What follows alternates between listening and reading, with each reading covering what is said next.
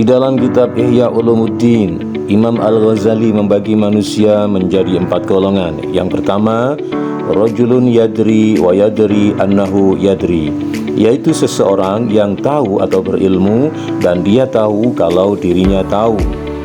Tanpa bermaksud menghujat orang lain, manusia jenis ini merupakan golongan manusia yang paling baik.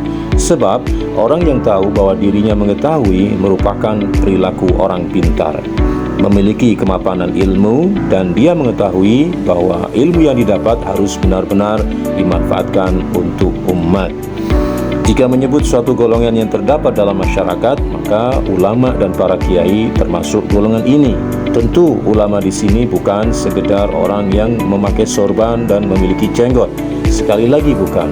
Akan tetapi benar-benar ulama yang memiliki kedalaman pengetahuan dan ilmu ini benar-benar menjadikannya dekat dan takut kepada Tuhannya, serta mengajarkan kebaikan, menentang permusuhan.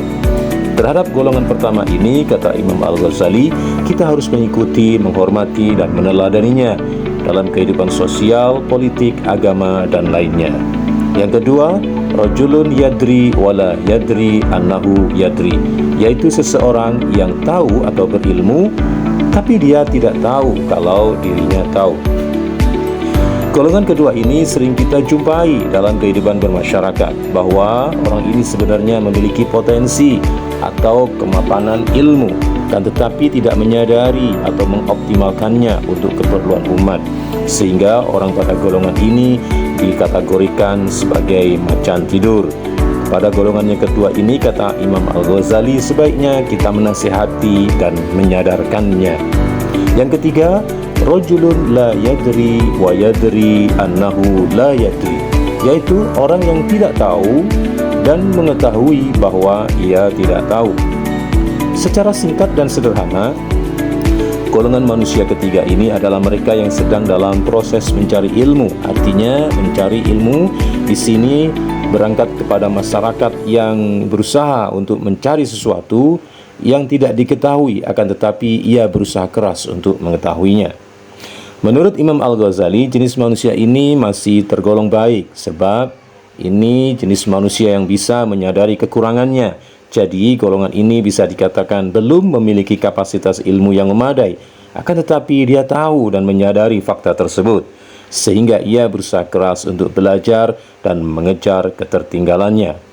Yang keempat, rajulun la yadri wa la yadri annahu la yadri, yaitu orang yang tidak tahu dan tidak mengetahui bahwa ia tidak tahu. Dikatakan bahwa jenis manusia keempat ini adalah yang paling buruk, kata Imam Al-Ghazali, jika tidak mau menggunakan kata bodoh. Celakanya, model manusia seperti ini susah diingatkan, ngeyelan, selalu merasa tahu, selalu merasa memiliki ilmu, berhak menjawab semua persoalan, padahal ia tidak mengetahui apa-apa. Sehingga kita dapat mengatakan kepada manusia golongan terakhir ini bahwa apa yang ia ucapkan lebih banyak menyesatkan karena tidak memiliki landasan keilmuan yang jelas dan mapan.